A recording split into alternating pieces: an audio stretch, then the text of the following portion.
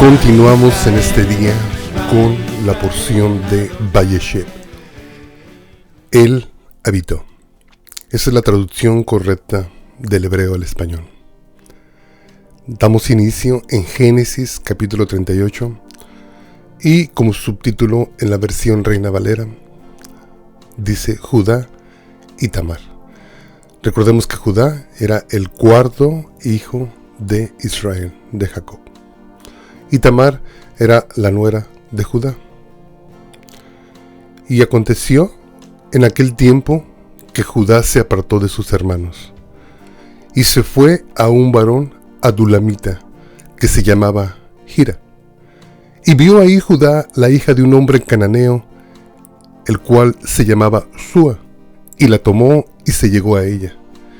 Y ella concibió y dio luz a un hijo, y llamó su nombre Concibió otra vez y dio luz a un hijo, y llamó su nombre Onán. Y volvió a concebir y dio a luz a un hijo, y llamó su nombre Sela. Y estaba en Kesib cuando le dio a luz. Después Judá tomó mujer para su primogénito la cual se llamaba Tamar. Y el primogénito de Judá, fue malo ante los ojos de Jehová, y le quitó Jehová la vida. Entonces Judá dijo a Onán: llégate a la mujer de tu hermano y despósate con ella y levanta descendencia para tu hermano. Y sabiendo Onán que la descendencia no había de ser suya, sucedía que cuando se llegaba a la mujer de su hermano, vertía en tierra para no dar descendencia a su hermano. Y desagradó en ojos de Jehová lo que él hacía, y a él también le quitó la vida. Y Judá dijo a Tamar su nuera: quédate viuda en casa de tu padre hasta que crezca Sela mi hijo, porque dijo: no sea que muera él también como sus hermanos. Y se fue Tamar y estuvo en la casa de su padre. Vamos a descifrar cada porción de la Torá para usted, porque ese es el compromiso que nosotros hemos hecho. Hablar de lo que no se habla tiene el propósito de dar a luz la verdad y de sumergirse en lo profundo de las Escrituras. Vamos a recordar que en Génesis 37, un programa anterior a este, estábamos hablando de José. Y quizás en el programa de mañana vamos a estar hablando de José también. Pero nos debemos de preguntar por qué se hace una pausa en Génesis 38 y la palabra introduce a Judá. Mientras que termina capítulo 37 de Génesis diciendo que José había sido vendido a aquel pueblo que lo iban a ir a revender a Egipto. Se regresa de ese evento y entra en acción Judá. Pero entra en acción Judá dando la revelación, el por qué el Señor estaba enviando a José inicialmente para Egipto. Ya de Génesis 37 nos podemos dar cuenta que la sabiduría de Adonai era el mandar a José a Egipto para preparar el camino, para que todas las otras tribus de Israel entraran a Egipto para ser protegidas de una hambruna que se veía. Pero ahorita lo que nos vamos a dar cuenta que el problema simplemente no fue la hambruna que hubo en aquella tierra, sino cuando iniciamos este capítulo nos podemos dar cuenta que Judá se estaba mezclando con los cananitas. Nos podemos dar cuenta que este varón dice que se apartó de sus hermanos. Dijo: basta, a mí este negocio de ser de la descendencia de Abraham y llevar el pacto y mantenerme yo alejado de las otras naciones, a mí esto no me gusta. Dice que encontró a una mujer y se llegó a ella y tuvo 3 hijos.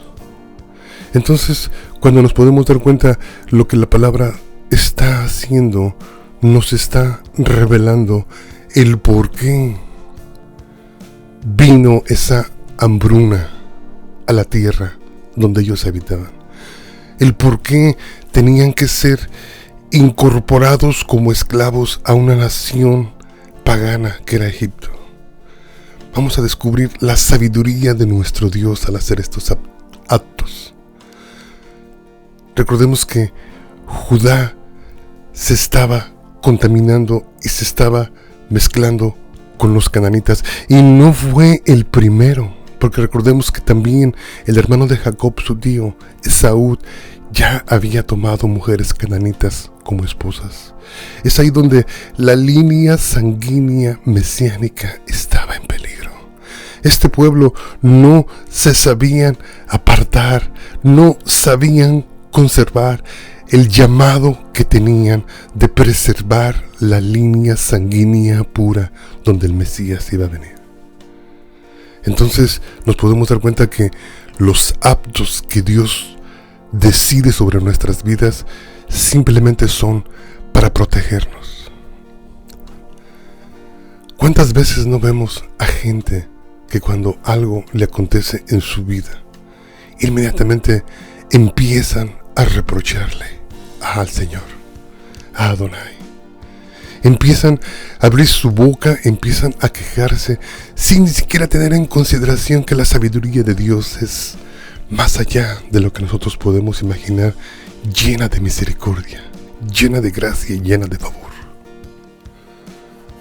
Antes que nosotros abramos nuestra boca en contra de las decisiones que el Señor toma en nuestra vida, debemos de tomar en consideración que tenemos que escudriñarnos a nosotros mismos.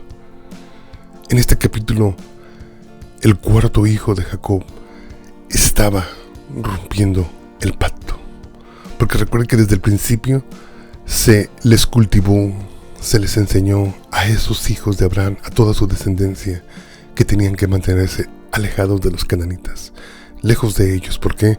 Porque eran pueblos paganos. ¿Por qué? Porque eran pueblos idólatras. ¿Y por qué? Y porque tenían que preservar la línea sanguínea del Mesías pura. Entonces, aquí nos podemos dar cuenta el por qué a veces el Señor tiene que tomar esas decisiones. Muchos de nosotros nos hemos preguntado más que una vez, ¿pero por qué el pueblo de Israel tuvo que estar 400 años en Egipto? No nos cabe en la cabeza cómo, si Dios los quería bendecir, ¿por qué los esclavizó? ¿Por qué los metió en ese lugar para servir como esclavos? No nos entra en la cabeza. Bueno, pues Génesis capítulo 38 debe de darte a luz lo que no has entendido hasta ahorita. La razón por la cual este pueblo de Israel fue metido, fue esclavizado, fue llevado a Egipto y fue sujetado y fue puesto preso en aquel lugar por 400 años, era para que maduraran hasta que se convirtieran en una nación y se aprendieran a multiplicar entre sí mismos y se aprendieran a organizar entre sí mismos sin contaminarse con otras naciones. Era porque al llegar a aquel lugar José iba a ser el gobernador y José en aquel lugar les iba a señalar una tierra específicamente para ellos donde iban a poder preservarse, iban a poder conservarse puros sin mezclarse con los paganos y los inconversos, porque nadie en Egipto se quería mezclar con ellos. Eran esclavos. En aquel lugar, en Gosén, donde habitaron en Egipto, fue la cárcel, fue el lugar donde el Señor tuvo que llevarlos para que aprendieran a no mezclarse con los cananitas. Hermano, yo creo que ya hasta ahí, yo creo que ya me entendió. A mí hace varios años me decía un pastor, Roberto, siendo yo muy joven, me decía, Roberto, vale más tener un grillo atado al tobillo y no vivir una eternidad en la cárcel. Repito y pausadamente, vale más tener una bola de metal que no nos deje mover atada a nuestro tobillo que morir en la eternidad en una cárcel. A veces el Señor tiene que meternos en situaciones donde sentimos que perdemos nuestra libertad. A veces el Señor tiene que actuar de esa forma para poder protegernos y nosotros no nos damos cuenta. Y al ignorar la palabra, a ignorar la sabiduría de Dios, simplemente nos condenamos más y nos hundimos más y nos hacemos más daño. A veces el Señor tiene que proteger su propósito en nosotros a través de ponernos en lugares donde jamás soñamos estar. Porque cometemos errores como Judá. Judá sabía que tenía que preservar la línea sanguínea del Mesías. Sabía que era nieto de Abraham. Sabía que sus padres habían hecho un pacto y ese pacto consistía en consagrarse. Y sabía que no podía tomar mujer entre las cananitas. Pero decide apartarse, decide hacer su voluntad, decide iniciar su propio clan, decide dejar a un lado el pacto. Y va, y su descendencia es la mezcla de un hombre consagrado al Señor y una mujer que quizás no temía al Señor, una mujer pagana, una mujer que adoraba a dioses ajenos. Vuelven al mismo problema y damos cuenta que se vuelve a iniciar ese ciclo que continúa o que continuó con Jacobo hasta que se decidió capítulos antes que él tenía que abandonar esos dioses y removió todos los dioses de su familia para poder consagrarse una vez más al Señor.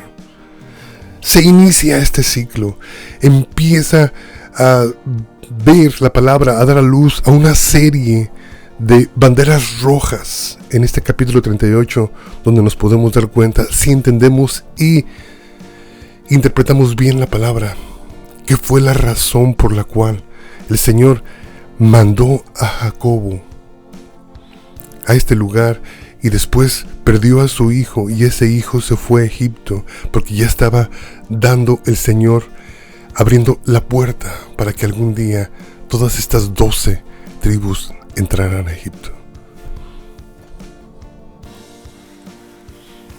En la segunda parte de este capítulo nos muestra otra situación en la vida de Judá, donde él se le olvida la palabra que le dio a su nuera Tamar. Hemos de recordar algo, hemos de recordar que en aquel tiempo, como también hasta los tiempos de nuestro Mesías, se acostumbraba, se ponía en práctica que si moría un varón, el hermano de ese varón podía llegarse a la viuda de su hermano para poder así darle descendencia y el nombre de su hermano no se borrara. Desde aquellos años en la Torá esa práctica fue o es quizás muy común en Oriente. Y dice que, parafraseo, dice el versículo 12 hasta el final, dice que pasaron muchos días y esta mujer Tamar fue abandonada de la promesa que le hizo Judá de cuando su tercer hijo creciera, ella pudiera ser restaurada, tomada y se le entregara a su hijo para que le pudiera dar descendencia a su hermano.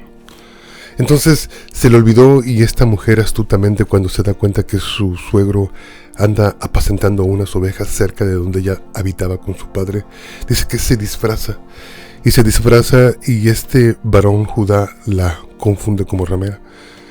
Entonces se llega él a ella y queda embarazada. Sí, queda embarazada de su propio suegro, eso es lo que estoy diciendo. Entonces, ya después de mucho tiempo, ella quedó embarazada y todo el pueblo se dio cuenta. Entonces, cuando llega el momento de clarificar quién era el padre, resulta que esta mujer astutamente había guardado algunas pertenencias de Judá y dice, el dueño de estas pertenencias es el padre de este niño. Y Judá, cuando escucha eso, se da cuenta de su propio error.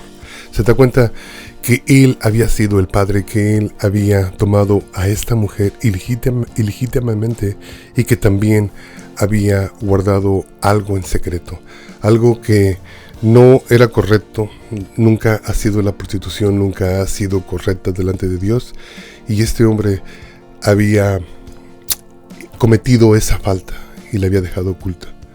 Pero el mensaje es este, el mensaje es para nosotros, para tratar de rápidamente darle un recuento a lo que es Génesis 38. Cuando llegamos al Evangelio de Marcos, versículo 22, nos dice la palabra. Dice, porque no hay nada oculto que no haya de ser manifestado, ni nada escondido que no haya de salir a la luz. ¡Qué mensaje! Y eso fue precisamente lo que le pasó a Judá. En la primera porción de Génesis 38 nos podemos dar cuenta que Judá rompe el pacto con el Señor. En la segunda porción nos podemos dar cuenta que Judá rompe su integridad, porque hemos de recordar, hermanos, que cada vez que nos alejamos del Señor, esas son las consecuencias que nosotros vemos en nuestras vidas. Así es, cada vez que nosotros nos alejamos del Señor, podemos darnos cuenta que no tan solo es que no damos el fruto que Él espera en nosotros y nos convertimos en productivos, pero también esa lejanía del Señor nos acerca a las tinieblas, nos acerca a la gente que no temen a Dios, y empezamos a hacer cosas y a tomar decisiones que no van a honrar a Dios y que muchas veces traen consecuencias a nuestras vidas.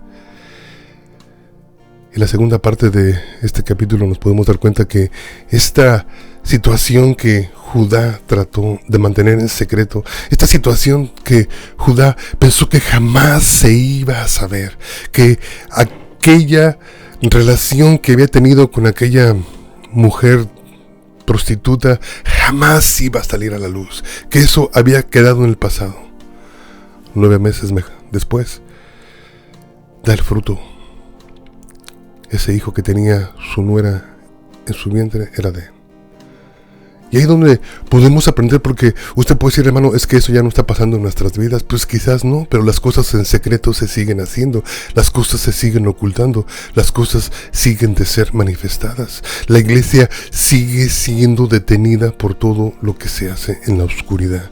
La iglesia sigue siendo juzgada por el Señor por todas las cosas que no salen a la luz. Recordemos esto que dice la palabra del Señor. La palabra del Señor nos dice claramente: el que no confiesa su pecado no prosperará, porque está detenido precisamente por las tinieblas, porque está siendo rebelde para con el Señor, porque no está en sujeción, porque se está aplicando un principio que desde el principio, cuando se inició la vida humana en Génesis, empezó a ser aplicado, porque no hay nada oculto que no haya de ser manifestado, ni escondido que no haya de salir a luz.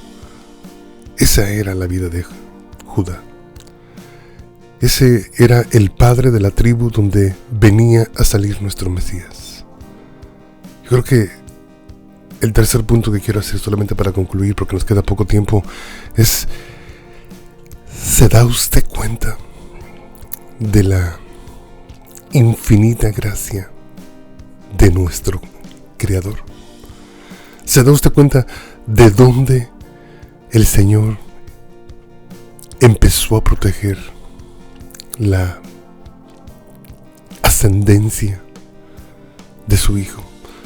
¿Se da usted cuenta desde dónde el Señor empezó a aplicar su amor y su gracia? A mí a veces me distrae un poco cuando escuchamos a algunas personas, ¿no?, que dicen: ya no estamos bajo la ley, ahora estamos bajo la gracia. Hermano, abra sus ojos. Lo que pasa es que usted no ha aprendido a leer la palabra. La gracia y la misericordia del Señor están desde el principio. Y también la justicia está desde el principio. Y cuando se rompe el plan, los mandamientos del Señor, también hay consecuencias sobre nuestras vidas. No hay diferencia entre el antiguo y el nuevo. Es el mismo mover de Dios. simplemente que ahora, a través de nuestro Mesías, es como hemos recibido esa salvación eterna que Él nos ha ofrecido. Y es lo que yo te quiero recordar en este día. Sea que tú te hayas apartado de tus hermanos, así como Judá, Génesis 38, y hayas ido al mundo y te hayas unido a gente inconversa, a gente que no teme a Dios, todavía estás a tiempo. Así que tú hayas hecho cosas ocultas como hizo Judá, y hayas mantenido estas cosas ocultas por largo tiempo, y tú pienses que has sido librado de ellas, hermano, ten mucho cuidado. La confesión de nuestros errores es el alivio a recuperar nuestra paz. Es el alivio a que algún día no seamos avergonzados en público a causa de esas cosas. Ese es el tiempo. Y todas esas cosas las tenemos que tomar en mente, porque a veces esas son las cosas que destruyen al pueblo de Dios. Y la palabra del Señor nos dice claramente que Yeshua vino para que tuviéramos vida y para que esa vida se convirtiera en abundancia, para que esa vida se convirtiera en paz, para que esa vida se convirtiera en una vida próspera y una vida fructífera para Él. Ese es mi mensaje. Génesis 38. Quizás tú puedes decir, hermano, no puedo salir por mí mismo. Hermano, ¿cómo le hago? Hermano, me siento atado. Bueno, déjanos ayudarte a descifrar por qué a veces Dios permite estas cosas a nuestra vida para protegernos. El teléfono a marcar es el 214-212-7676 y estamos aquí para continuar instruyendo en la profundidad de las Escrituras a toda aquella persona sencilla de corazón que muchas veces no entiende las situaciones que el Señor permite que vengan a sus vidas. Y en vez de dar un grito de alabanza y de júbilo, damos un grito de queja porque pensamos que el Señor se está equivocando con nosotros. El Señor nunca se equivoca. El Señor es bueno, el Señor es misericordioso. Lo que pasa es que a nosotros nos falta la sabiduría para poder interpretar las Escrituras correctamente y entender qué es lo que Él está haciendo en nuestra vida. Que Dios te bendiga. 214-212-7676. Amén.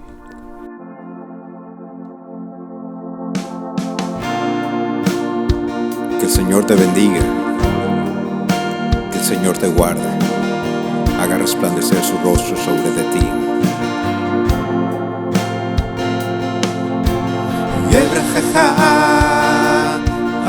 Adonai v'yishmerecha, Yair Adonai panav elecha v'choneka, Yisa Adonai panav elecha v'yasem lecha shalom. Amen.